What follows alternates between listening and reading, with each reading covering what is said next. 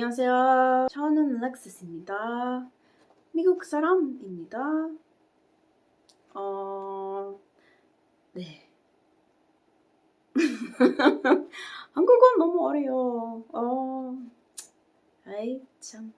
Do you see what happens when you don't speak Korean for a really long time? Like, I used to be able to say at least 2 more sentences introducing myself, but wow, this is all I could come up with on the spot.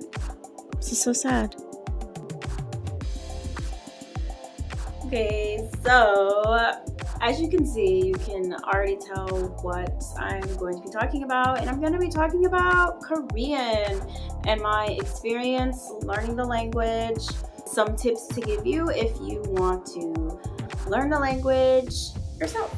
Before moving to Korea, the main thing that was really important to me, besides a few other things, was learning the language. I did not want to move to a country and not know the language because the thought actually made me nervous, and I literally couldn't even deal with not being able to communicate a simple oh, where's the bathroom, or how much is this? I couldn't.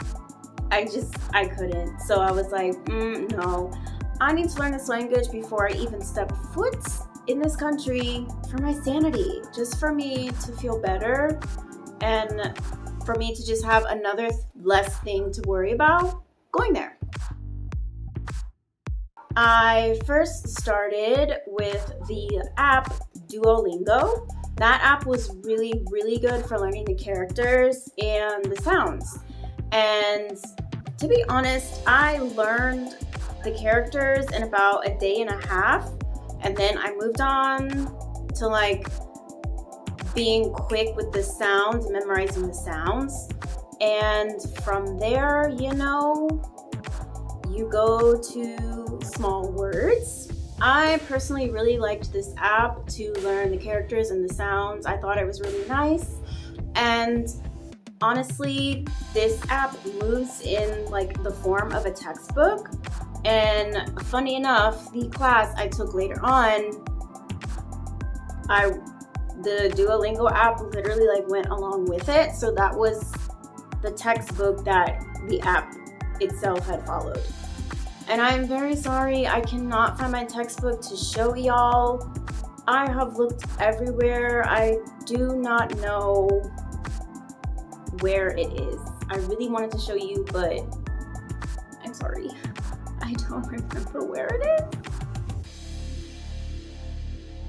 From learning the characters and the sounds, and then later moving on to very simple words, I felt more comfortable and confident in myself in learning this language as a whole. In the app, I was able to form short words and even some short sentences. And then at that point, the sentences were getting longer, and I was like, okay, I can't actually keep teaching myself. I literally could not. I couldn't do it. I was really struggling. I was like, oh my goodness, my confidence in the language had went down. I was like, wow, I can't keep teaching myself this. I actually need to find someone to teach me as soon as possible. Mind you, I started,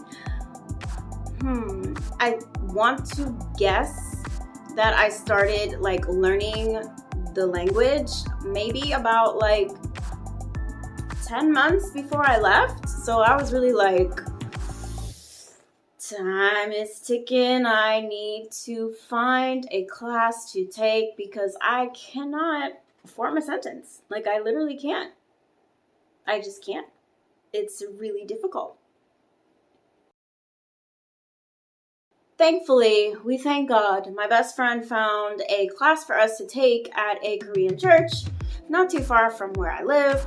So I was able to take that class, and I took that class for about 6 months, and my teacher was amazing. She was great. So I'm able to form short sentences with a little bit of confidence. just a little, you know.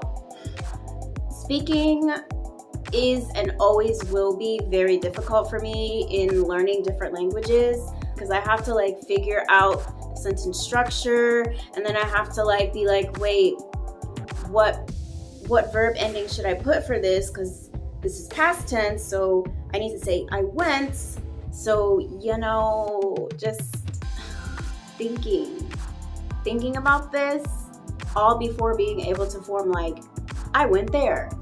It was just so much, and it's still a lot. I still struggle with speaking today, but I want to say, because of that class, my listening, well, honestly, just being in Korea in general really, really helped me with my listening. Like, my listening had gotten so good. It had gotten so good. I was able to make short conversations with people while I was there, like maybe ordering food, buying something, just asking little things here and there, able to like have short conversations with people. I was just really proud of myself that I was able to know what they were saying when they were speaking to me. So I'm one of those people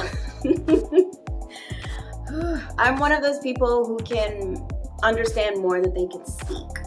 So a lot of the times the conversation would get to a point where I was just like, I literally have no idea how to answer this in Korean. I'm just gonna speak in English and hope for the best. Most of the time it was great, because then I would be like, or yeah, it was most of the time they understood what I meant when I would just answer them in English. I was like, I have no idea. But also, they all thought people there just really thought I spoke so well. I was like, I don't really understand as much as you think I do. Because context clues are a real thing. They are a real thing. Context clues is what helped me survive. And that's what people really thought I was just so good at. And I'd be like, I'm not very good at this language. I can understand a lot. Speaking, context clues. The context clues, they help every time. Every time. One thing, when I was there, people would just really go on and on and on, and I would be like, wow, I feel so bad because I don't know 90% of what they just told me, but they think that I know because I'm good with context clues. So I was like, I really hope I didn't just agree to something crazy. It was one of those things. I was like, Alexis, you need to watch out for that. They'd always tell me, oh, you speak so well. Oh, 한국어 잘해. Like, 아니요. 진짜 너무 어려워. No. I cannot. Please don't tell people I can, because that's just gonna create more situations. I can't. But honestly, knowing the language helped tons, which I knew it would. It helped so much. So I highly recommend that you know some language before moving there, because it helped a lot. Funny enough, while I was living there, it had gotten to the point where my students would talk to me before and after class, and they would literally just be speaking to me in Korean, and I could understand about 98% of what they were telling me. And sometimes I was able to speak back to them in Korean, and other times I would just go back to English. And yeah, we would just talk to each other in Korean and English. It was great. It was really fun. I think they really enjoyed that too. They felt more comfortable for sure. So my tips. To be honest, I don't really feel like I have the best tips, because I can't really teach myself a language. But I'm just gonna say what I feel like I should say for a tip. I don't really feel qualified enough to give a tip. Number 1, I honestly would learn the characters and sounds first. Like, of course, that is basic basic of learning a language. And then, of course, move on to writing the letters. Then, of course, from then on, you learn words and sentences and so on. Number 2, I honestly would also learn like short words to read and write as well. Yeah. Number 3, I think it would be really good to maybe download apps. I recommend Duolingo because I just feel like that was the most organized app that I had found, and that's the main one I would recommend to others. And my friend also uses Memrise. It's more random and not as formatted as Duolingo. She also told me that Catch It is a good like game app to learn the characters, and it works up to phrases as well. Okay, number 4. This is a very personal tip, and I'm only speaking from my personal experience. I can't teach myself language, as I said before, so I would honestly take a class. I know not everyone wants to do that, but me personally, as someone who cannot teach yourself a language, I would recommend taking a class. And number 5, once again, from personal experience, my own personal opinion. If you can, immerse yourself in the culture as much as you can. I mean, hey, even if you're gonna go to Korea, immerse yourself in the culture. Try to talk to people. Use the language as much as you can. That will help tons. I mean, just seeing it and hearing it every day, it will stick. It will be second nature to you. I know that last tip is not reasonable for everyone. I know, but like I said, I am speaking from personal experience, and I honestly don't feel qualified enough to give tips on learning Korean, to be honest, because I'm not fluent. So I don't really feel qualified to give opinions on that whatsoever. But here we are. I forgot another helpful tip that I actually feel like really helps. Like once you get a basis of the language, I highly recommend to watch Korean dramas and listen to Korean music, because that will really help with listening as well. And you can also hear like slang and like different ways of saying things.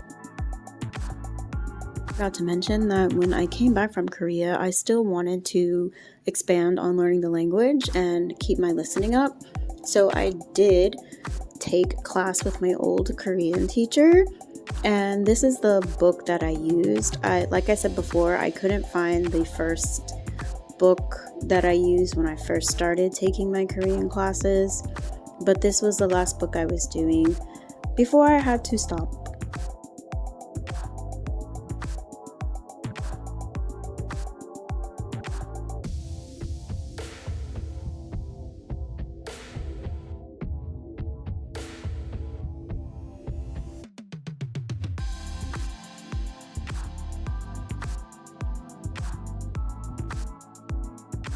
I hope you enjoyed this video of me talking about my experience learning Korean and some of my little tips, even though they're personal and I don't really feel qualified to give tips.